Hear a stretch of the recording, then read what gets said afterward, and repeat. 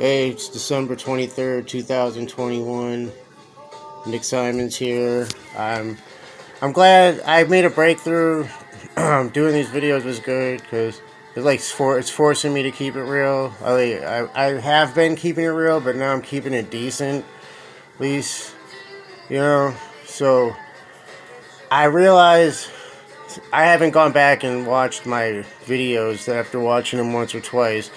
But I know I was coming across very bitter in the beginning, and I'm not going to go change that because then you wouldn't be able to see the true mental transformation if I did that. If I went and tried to make another video that had the same message but with the less of a bitterness to it, because that's part of the problem was my attitude towards Charlie. So,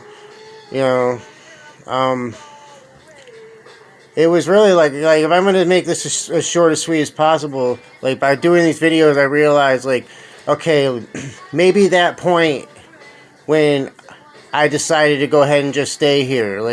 In the beginning, when I first moved here, I was supposed to maybe go to technical school real quick and hurry up and get a certification with something that might hire a convicted felon.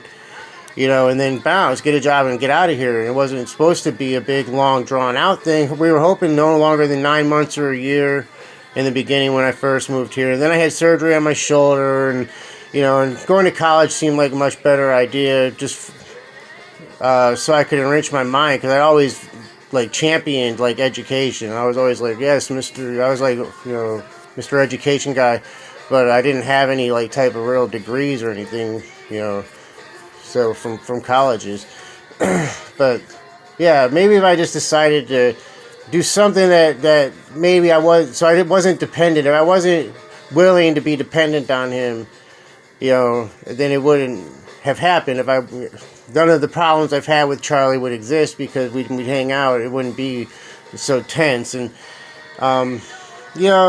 he's a difficult personality, but he's earned the right to be that way in his own house.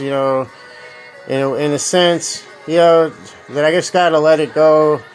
My attitude before was just, he would, everything was an invitation to fight. I felt like I didn't start the fights for the most part, but I would definitely fight back. I just fed into it. If he wanted a confrontation, I gave it to him.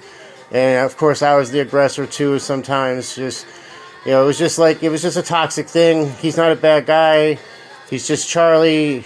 His unrelenting desire to help his children. He lets us walk all over him and take advantage of him, and then wants merit for it later. That's one way to look at it, I guess, is what I appreciate everything he's done, but I just gotta let him be the way he is. It was easy earlier, is my point. Yeah, okay, I can't be mean-spirited. Nobody's gonna want to watch these shows if I'm mean-spirited. So I have to look at what I did, to make these problems worse. And that's how, this only way the show is going to be introducing, even educational in a good way. I want to be an example of what to be. Now I can show you, but I was doing everything wrong, and then just me and Charlie both had a well of resentment that both of us could pull from and throw in each other's faces, when we felt entitled to do so to each other, But overall, I guess, I'm sure if looking at it from everyone else's perspective, he had the upper hand because he did pay for stuff. And it does come down to the money in the very end, the bottom line, I guess. And everyone was really quick to go to the bottom line with me and about that a lot. And so, I can only just, look at what I did to make it hard. And earlier, just before he left, when we talked, I just let him do his thing. I wasn't confrontative. I didn't argue with him. I didn't get upset because he talked down. I just understand that this is how he communicates himself to me, and I did my part to play, for him to feel that entitled to talk to me that way. So, I can't hold it against him if that's how he feels. So that's just, it's a positive thing. It's healthy for me to go to the Richies. I'm embarrassed that I didn't do it before, when I got out of jail. Earlier in August, I wish I did just go to Richie's. I didn't know everything involved. I don't know. It's my bad, ultimately, because I didn't have to go to jail the second time. And it's one of those moments, like, now that I realize, like, okay, how about this? I heard recently, like, this made sense to me. Like, we have free will, but we can't escape the law of cause and effect. And so, like, I exercised my free will earlier this year when I didn't go to a sober house after I got out of jail. And then the effect of my free will, I couldn't escape. Like, and there's other forces at play, so that you can't escape. And I'm just a living example of that, the law of cause and effect, and how we do have free will. Like, yeah, like Buddhism. Okay, like I'm an actual Buddhist. Before, I guess, got all the way up until I got arrested. I don't know exactly when I started behaving like a Buddhist, but that's when I could honestly call myself a Buddhist. If you're not behaving like a Buddhist, then you only know about Buddhism. You could be a Buddhist scholar, but not be a Buddhist if you aren't living according to what I consider my higher power's will. Like, it's through Buddhism, and it could be through anything. For somebody else, it doesn't require Buddhism, as long as it's your higher power. It's the will of your higher power. And however your higher power is able to compel you to, follow through on their will for you. Whatever source you have to, what I consider the divine source, of all knowledge and wisdom in the universe, and maybe multiverse or meta multiverse, whatever. We really don't know what's out there, anyways, so there was, going back to Buddhism, I knew about Buddhism. I remember it was like 2014 when I still thought that's when I thought I was a Buddhist. Like, I really did back then. But I vividly recall now giving up my Buddhism because I was, like, not in a relationship with one of my ex-girlfriends at the time in 2014.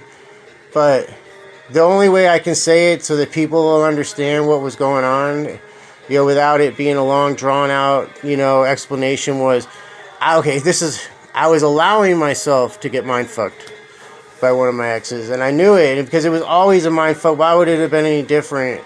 So that's why I always forgave her, because I knew what she was doing, so after whatever she did, I could just forgive her, because I don't know, and I didn't think I could do better for some reason, which I could have done better, and I deserved better, but I just, it's not just men or women. Some people pick up on someone's willingness to let themselves be manipulated and taken advantage of, and they do it. There's some people that they see that and they're like, oh, gross, I don't want to be around someone like that, and then they just leave. And then there's some people that are like, oh, I'm gonna take advantage of this opportunity. You know what I mean? But I have to take responsibility for myself and the part I played, and but I don't need to keep forgiving these people that I've let take advantage of me. It's just, why keep doing it? You know what I mean? It's like, how's the song go? Fool me once, shame on you. Fool me twice, can't put the blame on you. Fool me 3 times, fuck the peace sign. Get the chopper and let it rain on you. But I'm not gonna do it like that. But I wouldn't want to hurt anyone. But it's not the Buddhist way, and it's, being mean-spirited isn't the Buddhist way either. But I recall letting my Buddhism go because I knew I couldn't. I actually said, man, this is. Again, for some reason, these thoughts are really vivid right now. These memories, like, I remember thinking, okay, Buddhism is like in the Matrix, how the Zion is like kind of it's the real. It's reality. It's suffering. It's grimy. It's not the Matrix. It's everything. Remember, and everybody's seen the Matrix, is right. This, starting in like the second one, you can see what Zion was like, and it was, it was better because it was real. Like, but at the same time, it was not as glamorous, and life was harder, and but that's the trade-off, So I chose the Matrix because I seemed like I just couldn't leave that, I guess, what I wanted to be true. Maybe that's, what it is like in the Matrix, when they would go into the Matrix from Zion, they would go into what they wanted to believe was themselves, how their clothing would change. Like, that's how they projected themselves to be. In the Matrix, and I wanted to believe there was something real, that there was eventually me and this chick were gonna just ride off into the sunset together, and she was really gonna be happy being with me, and that and I wanted to believe that was true, but I knew it wasn't real. Like, so I mean, when you go back into the Matrix, it's like you're getting into something that isn't real, but it's more fun in a sense than Zion. Zion looked fucking depressing as shit. But that's where I want to be now, because it's the real, so I wouldn't do that again. I wouldn't, if I detect somebody's taking advantage of me, I'm not going to opt to stay with them. I'm going to go, it might suck just being alone, or whatever, but that's better that way. And, but yeah, because so I exercised my free will when I said, you know what? I'm going into the Matrix. I'm going to keep trying to hang out with this chick and making her happy and all that, And I'm going to leave my Buddhism behind. Buddhism just isn't no fun, I didn't believe in reincarnation anyways. I didn't believe in any supernatural aspect of Buddhism. You can do that with Buddhism. You're allowed to do that. You can just use the teachings of Buddha. There doesn't have to be a supernatural element involved for Buddhism. It's just a way of life. Somebody that is a Buddhist is living a way of life, a Christlike way of life, if you will, to me.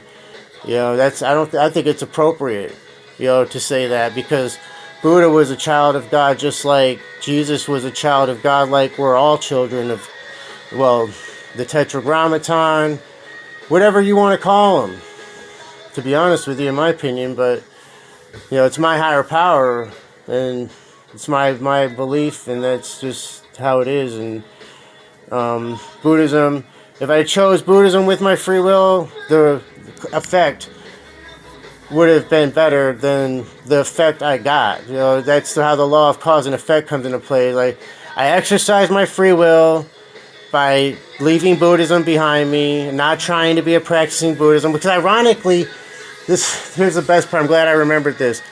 It was the Buddhism that saved me from the same chick, in a sense, because I picked up Buddhism when me and her weren't talking, and I dealt with that with Buddhism and got over her, right? And everything was fine, and everything was actually going pretty good for me. Like, to be honest with you, things were on the up and up for somebody in that subculture, and she came back in. I don't know if she could pick up on the fact I was doing good, and she was doing bad, of course. She was doing good, and then she wouldn't have seeked me out.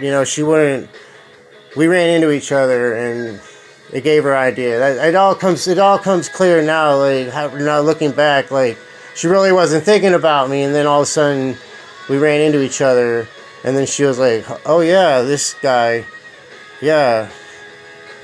And it was that. I mean, I have to take responsibility for my own actions. I created the cause and the effect, like both. There's both me.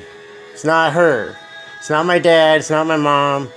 It's not anybody but me. It's never been anyone but me. You know what I mean? And it's like that for a lot of people. So on that, I think I'm going to end this conversation, but I think that's a good time to end. I think this was a good video. Thank you very much. Have a good night. Okay.